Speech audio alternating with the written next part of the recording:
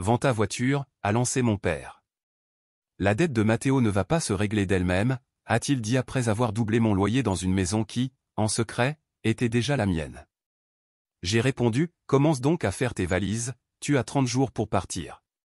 Je lui ai remis l'avis d'expulsion devant 40 invités, en plein milieu d'une fête dans le jardin. C'est un désordre, a répété mon père sans quitter l'écran des yeux. La dette de Matteo ne se résoudra pas toute seule. Je suis resté figé, à mi-chemin de la cuisine, avec ma brique de jus d'orange encore dans la main. Qu'est-ce que tu viens de dire, ai-je demandé. Il m'a regardé comme si j'étais l'irrationnel ici. Ton frère essaie de construire quelque chose, il est sous pression. J'ai répliqué froidement, Isabelle. Ma mère a soupiré depuis la cuisine. Alejandro, tu as un bon emploi. Matteo a juste besoin d'un peu d'aide. Ce mot encore, aide.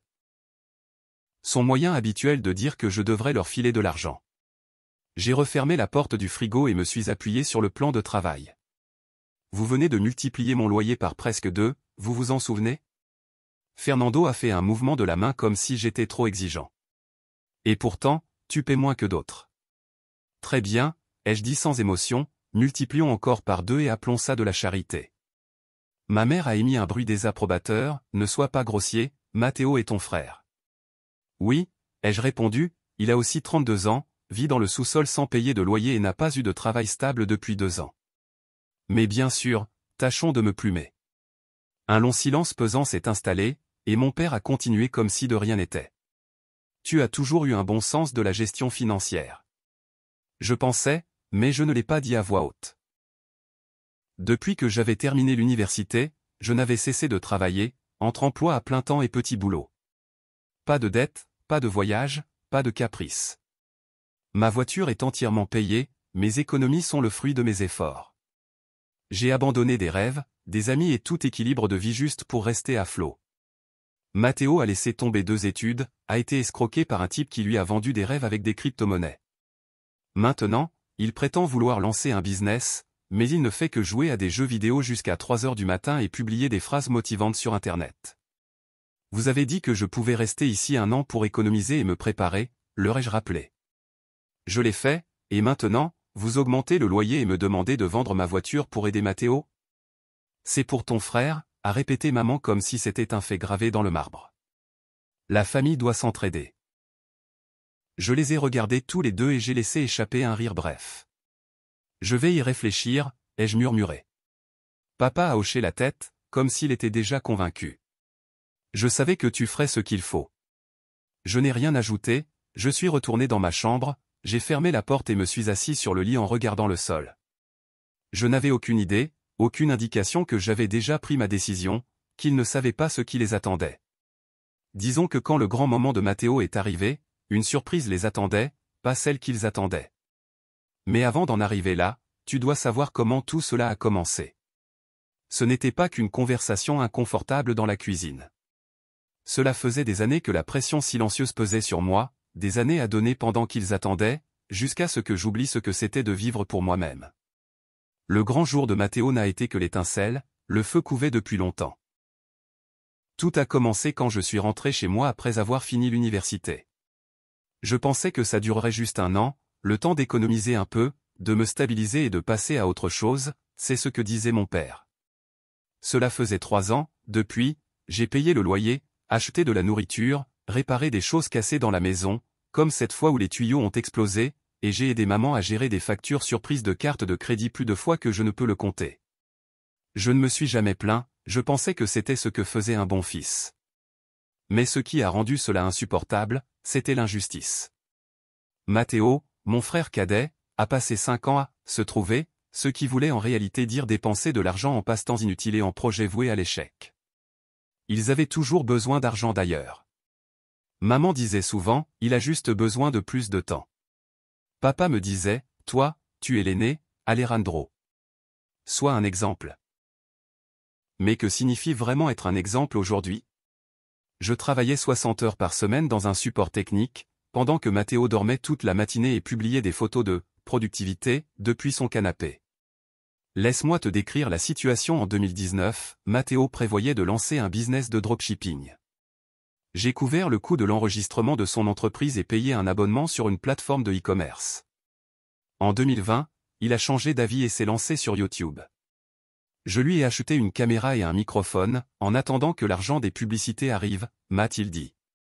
Et en 2021, selon lui, tout tournait autour des crypto-monnaies. Cette fois, je ne lui ai donné pas un centime. À la place, il a demandé un prêt personnel de 22 000 €.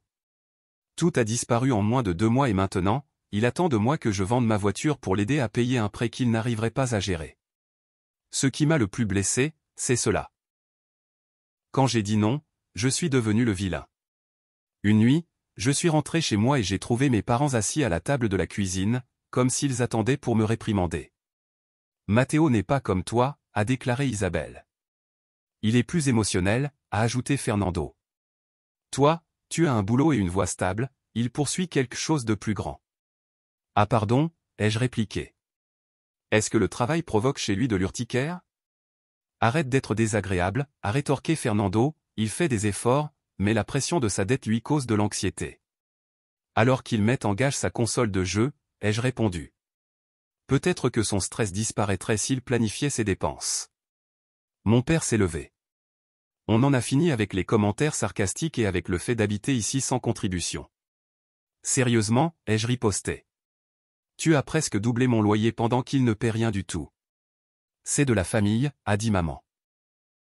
Moi aussi, ai-je rétorqué. Ils n'ont rien dit, ils ont juste continué à me regarder. Après cette soirée, les choses ont empiré. J'ai commencé à remarquer de petits détails, Matteo commandant de la nourriture avec la carte de crédit familiale, un colis destiné à moi, déchiré et laissé de côté, c'était un nouveau portable pour le travail, sa petite amie Sophia restant dormir presque toutes les nuits, elle mangeait notre nourriture, se moquait de moi parce que j'avais un budget et m'appelait, rigide, pour avoir payé mes propres dépenses. Et puis est venu le point de rupture. C'était un dimanche, j'essayais de faire une sieste avant mon shift de nuit. Matteo est entré sans frapper. Hey, dit-il, tu as un bon crédit, non? Je me suis redressé. Pourquoi? Il a ri, comme si la réponse était évidente. Je veux renégocier mon prêt. Est-ce que je peux utiliser ton nom? Ils me donneront de meilleures conditions. Je suis resté silencieux. Il continuait à sourire, comme s'il me demandait une tranche de pain. Tu veux que je signe comme garant pour ton prêt, ai-je demandé. Juste pour un temps, a-t-il répondu. Ton crédit est excellent, il n'y a pas de risque, tu ne l'utilises même pas, il n'y a rien à perdre. Je ne me suis pas levé, je suis passé à côté de lui sans dire un mot. Tu es en colère, maintenant, a-t-il insisté, me suivant. Je n'ai pas répondu. En voilà un qui s'illusionne, a-t-il murmuré, tu crois que tu es au-dessus de nous juste parce que tu as de l'argent, tu nous le dois. Cette phrase m'a transpercé. Je vous dois quoi exactement? Obtenir de la nourriture en tant qu'enfant? Être élevé dans une maison où l'affection avait des conditions et où les compliments ne venaient que quand un autre échouait plus fort? Ils n'ont pas élevé un enfant, mais une machine à cash, une source de financement silencieuse, sans droit, juste des devoirs. Quelque chose en moi a changé cette nuit-là. Pour la première fois, je ne me sentais pas épuisé, je me sentais fini. Je n'ai pas crié, je n'ai pas discuté, je me suis simplement mis à planifier lentement, en silence, parce que travailler dans la tech m'a appris une chose, la meilleure façon de briser un système est de l'attaquer de l'intérieur, et ma famille était ce système. Mon erreur a été de penser que j'en faisais partie. Je ne l'étais pas, j'étais juste la batterie le maintenant en vie, et j'en avais assez de le charger. Matteo avait un grand événement à venir, je pensais que ce serait excitant, j'avais quelque chose de tout autre prévu. 30 jours, une lettre sans avertissement mais je me précipite. Tu comprendras le grand jour de Matteo, censé être un moment épique, une fête pour révéler sa nouvelle marque. Il avait fait faire des t-shirts avec un slogan incompréhensible, préparé un kit promotionnel en utilisant une plateforme en ligne, et invité tout le monde au jardin, comme s'il s'apprêtait à sonner la cloche de la bourse. La nuit précédente, Fernando m'a demandé si je pouvais l'aider à installer les haut-parleurs. Je lui ai dit non. Vraiment, tu ne vas pas venir, a demandé maman depuis ma porte, comme si j'étais puni. C'est ton frère, c'est ta mission, vas-y, soutiens-le. Je lui ai répondu non, elle n'était pas contente mais je m'en fichais. Ils avaient franchi toutes les limites, je me contentais de tracer une nouvelle ligne que personne ne franchirait à nouveau. Le matin de l'événement, j'ai imprimé les documents, les ai glissés dans une enveloppe et vérifié chaque page 2 fois. La loi dans notre région exige 30 jours de préavis pour une éviction légale. J'ai suivi toutes les règles, car si j'allais brûler ce pont, je voulais avoir des preuves dans les mains. À midi, Matteo était déjà dehors, lunettes de soleil sur le nez, criant des ordres comme s'il réalisait un film. « Où est le son ? Qui a la musique prête ?» hurlait-il à personne en particulier. Fernando était à la grillade, retournant la viande, Isabelle préparait de fausses coupes de champagne sur une table pliante, comme si elle organisait une fête de stars. Moi, je restais à l'intérieur, buvant dans ma tasse de café portant l'inscription « Résolveur de problèmes », observant le chaos dans le jardin à travers la vitre. Je suis resté en fait en attente, en attendant que tous les invités arrivent, attendant que Matteo prenne le micro pour parler avec fierté de la manière dont la persévérance surpasse le privilège, et que rien de tout cela n'aurait été possible sans son équipe. Je suis sorti au moment où les gens commençaient à applaudir, l'enveloppe à la main. J'ai marché vers lui et lui ai tendu. « Qu'est-ce que c'est » a-t-il demandé en souriant. « Une surprise » ai-je dit. « Tu as un mois. » Il a ri. « Un mois pourquoi ?» Fernando s'approchait, confus. Maman était figée, le verre à moitié levé. « Pour partir » ai-je répondu haut et fort. Ma voix n'a pas tremblé une seconde. La musique s'est arrêtée. « Tu ne rigoles pas » a dit Matteo en ouvrant l'enveloppe. « Si, je le fais » ai-je répondu. « C'est un document légal. Cette maison m'appartient. Tu n'es pas un locataire, tu es un problème, et j'en ai assez de le supporter. » Alejandro, qu'est-ce que c'est ? A aboyé Fernando, tu ne peux pas faire ça. Si, je peux, l'ai interrompu. Et je l'ai déjà fait. Tu as doublé mon loyer, tu m'as demandé de vendre ma voiture pour couvrir sa dette et tu as appelé cela une aide. Ce n'est pas le moment, a dit Isabelle avec rigueur. C'est exactement le moment, ai-je répliqué, parce que je veux que tout le monde entende ça. Me retournant vers les invités, voisins, famille, je les ai dragués. Pendant 3 années, j'ai payé le loyer, j'ai couvert les frais, j'ai réparé des choses dans cette maison pendant que les autres ne faisaient rien. J'achetais de la nourriture pendant que Matteo dépensait dans des équipements pour des entreprises qui échouaient avant de commencer. Je l'ai vu s'écraser dans chaque projet, pendant que moi, je devenais le plan de secours, le coussin émotionnel, le guichet automatique de la famille. Tu exagères, a dit papa encore. Ah oui, ai-je répondu, puis je me suis tourné vers Matteo. Tu m'as demandé, oui ou non, la semaine dernière de confirmer un prêt pour une entreprise que tu n'as même pas lancée ? Matteo rougissait. Ce n'était qu'une idée, a murmuré. Précisément, ai-je dit. Toi, tu vis de rêves. Moi, je vis d'efforts, je suis ton frère, a-t-il crié. Tu es censé me soutenir. Je le fais, ai-je répondu avec la voix la plus froide que j'ai jamais utilisée.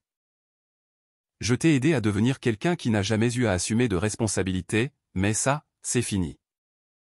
Isabelle s'est exclamée, tu ne peux pas lui dire ça. Je l'ai regardé droit dans les yeux. Tu parles de la façon dont tu m'as parlé ? Comme quand tu m'as traité d'égoïste pour ne pas vendre ma voiture, ou comme quand tu m'as traité de banque sur pattes ? Fernando est intervenu, tu humilies la famille. J'ai laissé échapper un rire bref. Cette famille s'est déjà humiliée toute seule, je ne fais que cesser de faire semblant que ça ne s'est pas produit. Les mains de Matteo tremblaient alors qu'il dépliait à nouveau la lettre. Tu ne peux pas me mettre dehors, tu n'es même pas propriétaire de cette maison. Si, je le suis, ai-je dit en sortant mon téléphone pour montrer à mon père l'application de prêt hypothécaire.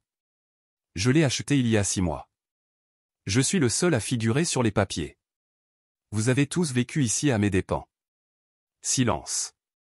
Silence total. C'était parfait. Tu n'as jamais rien dit, a déclaré maman.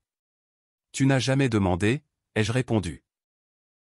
Vous avez juste supposé que je porterais le poids de tout cela. Je m'étais retourné pour rentrer dans la maison, mais j'ai arrêté mon mouvement. Oh, et une chose de plus, ai-je ajouté en regardant par-dessus mon épaule, personne ne me doit de loyer pour ce dernier mois. Vous avez 30 jours, mais si vous êtes encore ici après cela, ce sera la Guardia Civile qui vous expliquera. Je suis retourné dans la maison et j'ai fermé la porte derrière moi. Pour la première fois depuis longtemps, je pouvais respirer. Après l'explosion dans le jardin, la maison est restée silencieuse. Personne n'a dit un mot de toute la journée. Maman a disparu dans sa chambre avec une canette de soda à la main. Mon père est resté figé à la table de la cuisine comme un soldat prisonnier de vieux souvenirs. Matteo a claqué la porte si fort qu'il a fait tomber un cadre. J'ai mis la musique à fond, fermé ma chambre à clé et dormi la plus profonde sieste de ma vie. Pour la première fois depuis longtemps, je ne me sentais pas fatigué, je me sentais dangereux. Mais le silence n'a pas duré. Au 4e jour après avoir remis les documents, je suis rentré chez moi pour trouver Fernando en train de vérifier mon courrier sur la table de la salle à manger. Il examinait des relevés bancaires, des prêts, des documents légaux. Il n'a même pas essayé de le cacher. Nous essayons juste de voir quelles options nous avons, a-t-il dit d'un ton calme. Tu comptes vraiment mettre dehors tes propres parents? J'ai levé un sourcil. Mes parents sont ceux qui ont augmenté mon loyer, m'ont demandé de vendre ma voiture et m'ont traité comme un distributeur automatique pour financer le rêve entrepreneurial de Matteo. Ce n'était pas notre intention, murmura-t-il. Cette maison a toujours fait partie de tous, d'un point de vue spirituel. J'ai laissé échapper un rire sec. Ah, donc maintenant vous êtes des propriétaires émotionnels. Non. A-t-il pas répondu. Isabelle est entrée avec une feuille pliée et l'a posée sur la table comme si c'était un traité de paix. C'était un décompte, nourriture, électricité, frais de la maison, des choses que j'avais payées pendant des années en silence. C'est ce que nous te devons, a-t-elle dit à voix basse. Nous voulons faire ce qu'il faut, mais s'il te plaît, parle avec Matteo. Mon visage s'est durci.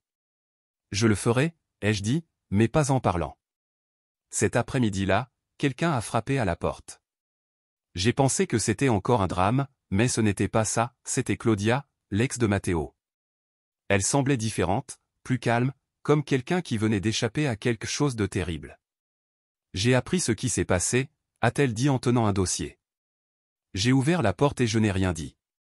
Il m'a dit que tu avais accepté de garantir son prêt, a déclaré Claudia. Mais c'est un mensonge. J'étais impliqué dans ce prêt au début, jusqu'à ce que toute l'information change il y a 2 mois. J'ai pris le dossier de ses mains et je me suis figé. Matteo avait falsifié mon nom, mon contact, mon numéro. Il avait utilisé mon identité dans mon dos. Ma mâchoire s'est contractée. Il ne m'avait pas seulement menti, mais avait également trompé la banque. Il a été malhonnête avec tout le monde, a dit Claudia, même avec lui-même. J'ai appelé mon avocat, nous avons examiné chaque détail, chaque ligne falsifiée, chaque faux message. Tu as un cas très solide, a-t-elle dit. Faux, usurpation d'identité, fraude possible. Cela dépendra de la façon dont les fonds ont été utilisés. Je l'ai regardé fixement. Matteo ne m'a pas demandé d'aide, il a feint d'être moi, et personne, même pas Isabelle ou Fernando, n'a rien fait à ce sujet. Le lendemain, j'ai rassemblé tout le monde pour un dernier dîner. Ils sont venus, visiblement mal à l'aise. Fernando était rigide, Isabelle tenait un mouchoir à la main, Matteo ne m'a même pas regardé. J'ai posé le dossier au centre de la table. Pas besoin de nourriture, ai-je dit. Matteo, tu as falsifié mon identité pour obtenir ton prêt. Ce n'est pas possible, a déclaré maman, sans souffle. Regarde les preuves, ai-je répondu en poussant les papiers en avant, email, enregistrement, signature, tout vérifié légalement. Matteo, a-t-il balbutié, je ne voulais pas que ça aille si loin. Tu allais me laisser porter la dette pendant que tu jouais à être entrepreneur en sweatshirt. Mon père a essayé d'intervenir, mais je l'ai stoppé d'un regard.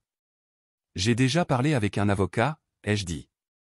Si Matteo n'est pas parti dans 10 jours et que ce prêt n'est pas annulé dans 1 mois, j'irai devant les tribunaux. Le visage de Matteo s'est écroulé. Tu ruinerais tout. Tu as déjà ruiné mon crédit, ai-je dit. Je ne fais que tenter de me sauver. Ce soir-là, il est parti sans excuse, sans adieu, il a disparu comme un voleur à l'envers, ne laissant rien d'autre que du dégât. Des jours après, pendant que je préparais du café, maman est entrée sur la pointe des pieds et a laissé une petite enveloppe à côté de ma tasse. À l'intérieur, une note écrite à la main. Nous n'avons pas réalisé combien tu portais, nous ne demandons pas que tu nous pardonnes, mais maintenant nous comprenons. Je l'ai lu et replié sans dire un mot. Pas encore. Et juste au moment où je pensais que tout s'était calmé, une autre chose est arrivée, une lettre en bonne et due forme, sur du vrai papier, sans expéditeur. C'était de Claudia. Je sais que cela peut sembler soudain, écrivit-elle, mais mon entreprise a un poste vacant à Madrid. C'est un poste d'analyste de système qui inclut une aide au logement. Tu dois probablement en avoir assez de réparer ce que les autres cassent, mais ce n'est pas pour réparer quoi que ce soit, c'est une opportunité pour toi. Si tu es prêt à recommencer. Je me suis affaissé en regardant la feuille. Madrid, une ville où personne ne me connaissait, où personne ne savait combien j'avais souffert juste pour exister dans cette maison que je croyais autrefois. J'ai plié la lettre et souri. Ils avaient traité ma paix comme si elle était gratuite. Maintenant, je récupérais tout le reste. J'avais enfin quelque chose que je n'avais pas eu depuis des années, un choix, et cette fois, il n'appartenait qu'à moi. Même maintenant, parfois, je l'entends dans ma tête, Fernando feuilletant des papiers, gémissant pour attirer l'attention, Isabelle utilisant le silence comme une piège, la voix de Matteo criant dans le couloir, c'est censé être pour moi, tu es mon frère. Avant, cela me brisait. Maintenant, cela me rappelait pourquoi je suis parti. 2 semaines après la disparition de Matteo, la maison avait une ambiance étrange, pas tranquille, mais fausse, comme après une tempête lorsque le ciel est trop calme. Mes parents faisaient semblant que tout allait bien, mais chacun savait que ce n'était pas le cas. Ils se déplaçaient autour de moi comme si j'étais une bombe prête à exploser. Chaque matin, j'entendais des murmures sur les factures, la nourriture, l'entretien de la maison, des choses que je gérais auparavant en silence. Cette fois, je les ai laissés faire. Pas par colère, mais parce qu'ils devaient le ressentir, sentir ce que c'était quand je n'étais pas là. 3 jours avant le délai, je suis rentré chez moi et j'ai trouvé Fernando sur les escaliers. Il n'a pas crié, il n'était pas en colère. Il semblait petit. J'essaie de louer un endroit, a-t-il dit à voix basse. Il demande des preuves de revenus, des rapports de crédit. Je n'ai pas fait ça depuis un moment. J'ai hoché la tête. Tu vas y arriver, ai-je dit. Non, a-t-il insisté, il ne blâmait personne, ne mentionnait pas Matteo. C'était la première conversation réelle que nous avions eue depuis des années. Le jour de leur déménagement, Isabelle m'a remis une vieille enveloppe sur un plateau de nourriture. Ce n'est pas grand-chose, a-t-elle dit, mais c'est quelque chose. À l'intérieur, il y avait 320 € en espèces. Je ne les ai pas acceptés, je n'en avais pas besoin. La nourriture est restée dans le frigo pendant des semaines jusqu'à ce que je la jette, mais le geste m'est resté. Matteo n'a jamais repris contact, ni excuse, ni explication, juste une nouvelle photo sur Instagram, assis dans un bureau partagé, écrivant n'importe quoi, poursuivant le même rêve. Il se faisait maintenant appeler coach en résilience. Résilience face à quoi? Au fait qu'on lui dise non. La publication a reçu 8 j'aime. Je n'ai pas été le 9e. Cela aurait dû être la fin, mais un mois plus tard, un message est apparu. C'était de Laura, une connaissance de Claudia. J'ai lu ton histoire sur Reddit, a-t-elle dit. Ce que tu as fait a aidé plus de personnes que tu ne peux l'imaginer. Beaucoup d'entre nous ont un Matteo dans nos vies. Nous avions besoin de voir quelqu'un se positionner et gagner. J'ai lu son message 3 fois, non pas parce que j'avais des doutes, mais parce que c'était la première fois que quelqu'un me voyait comme un combattant, non comme le méchant.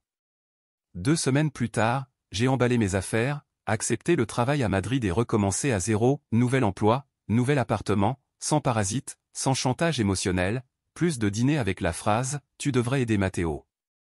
Et pourtant, parfois, je me surprends à ouvrir l'ancienne application bancaire par habitude, cherchant de l'argent disparu, attendant une autre urgence. Mais il n'y a rien là, juste mon argent, ma vie. Et là, j'ai compris qu'ils ne m'ont jamais aimé, ils aimaient ce que j'étais pour eux, le fiable, le réparateur, celui qui disait toujours oui, la machine à sous, le père non rémunéré, la solution de secours. Et quand j'ai cessé de jouer ce rôle, je suis devenu soudainement l'égoïste, le ingrat, le cruel astérisque. Mais maintenant, assis dans un café à Madrid, avec mon ordinateur portable ouvert et mon téléphone en silence, je ressens enfin ce qu'il redoutait le plus, la liberté. J'ai liquidé l'hypothèque, vendu la maison, investi l'argent. Je garde une copie de l'avis d'expulsion dans un tiroir, pas par rancéure, mais comme un rappel. Dire non n'est pas de la cruauté, partir n'est pas de la méchanceté. Les limites sont une question de survie. Les gens me demandent si mes familles me manquent, les fêtes, les repas, la proximité. Je leur dis la vérité, je ne manque pas ma famille, je manque ce que je pensais que cela signifiait en avoir une. Ce que j'avais était une dette émotionnelle déguisée en affection, une loyauté conditionnelle. Ça, je ne le regrette pas le moins du monde. Juste mon propre argent, ma propre vie. C'est alors que j'ai compris, ils ne m'ont jamais aimé, ils aimaient ce que j'étais pour eux, le fiable, le réparateur, celui qui disait toujours oui, la machine à sous, le père non rémunéré, la solution d'urgence.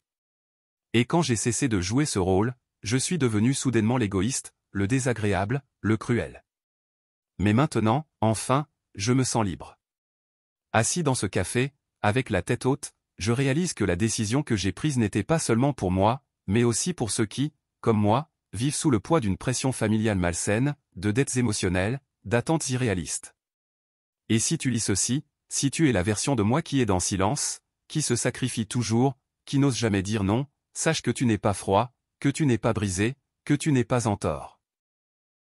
Tu es simplement épuisé. Et peut-être, juste peut-être, le moment est venu de te donner ce que cela fait des années qu'ils t'ont volé, la liberté. Et voici la vérité que personne ne m'a jamais dite, être le méchant de leur histoire vaut totalement la peine si cela signifie que tu deviens enfin le héros de la tienne.